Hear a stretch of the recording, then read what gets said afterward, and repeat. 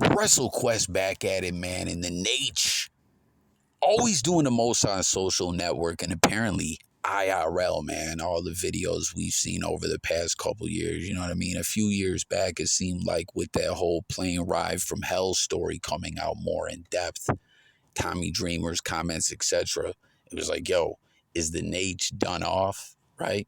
Canceled, if you will. I'm not all into the cancel culture ish, but some situations, individuals are just all bad. And it was like between that happening with the Nate and the stuff we were hearing about his heart condition, it was like, man, is the Nate gonna and he's still here, his heart's still beating, he's still alive and all that, you know what I mean? But it was like, is he going to I don't even like putting the bad energy out there, but it's just where things were at that time. Like, is he gonna pass away in a disgraced fashion or whatever with everything he's done in the pro wrestling world? And he bounces back, he's still alive, right? And then we see all these drunken posts, videos coming out of him making a fool of himself sometimes in bars, and just you could go on and on speaking about it. And I seen this is 5 days old, I'm just getting on it, pause, right?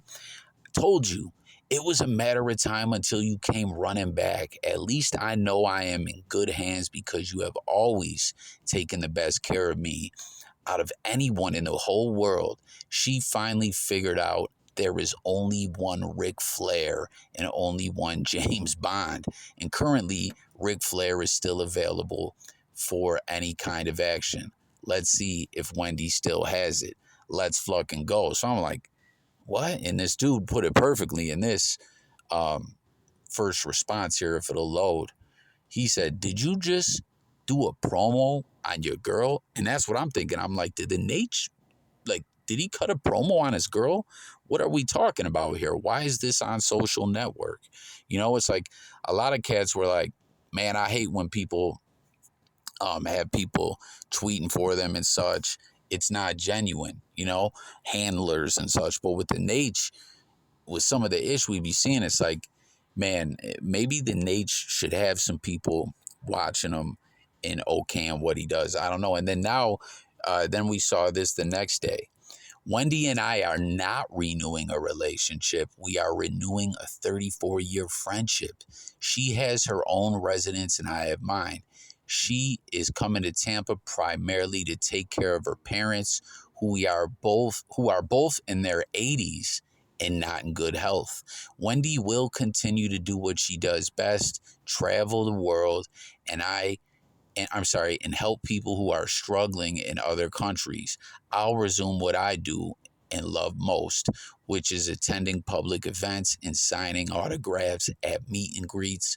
Please don't turn something positive into something negative.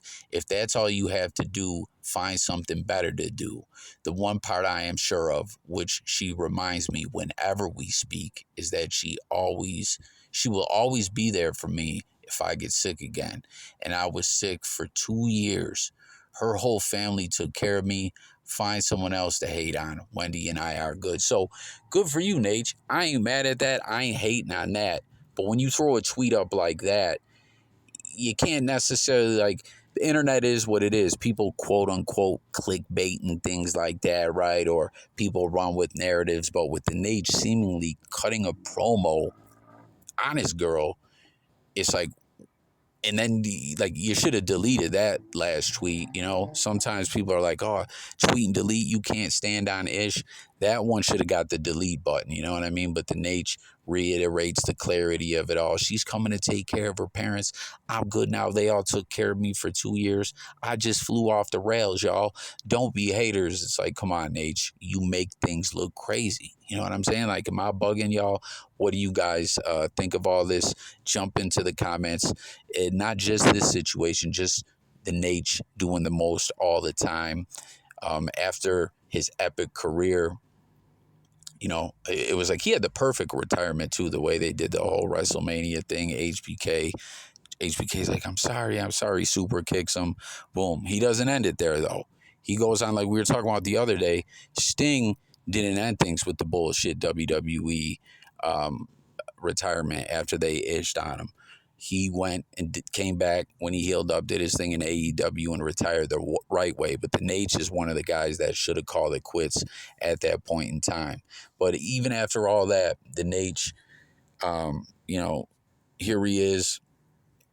And speaking of that with Sting, he was supposed to get in the ring for some of that stuff, but doctors wouldn't clear him, man. But the Nate just continues this wild social media posts, viral videos. Like, what do you guys make of this one? And him trying to make it like people are being haters, like jumping in his business. Like, come on, man. You know, like the Nate is someone who, like, he's cutting promos even when he ain't. You know what I mean? He's always working, even when it's not at work.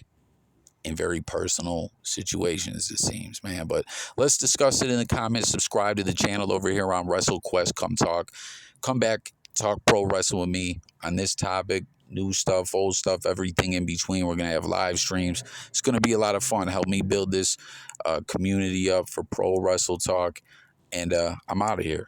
Nate, chill out, man. Someone's got to be there with him. He needs an assistant making sure, like, ish like this ain't happening. Plain and simple, if you ask me.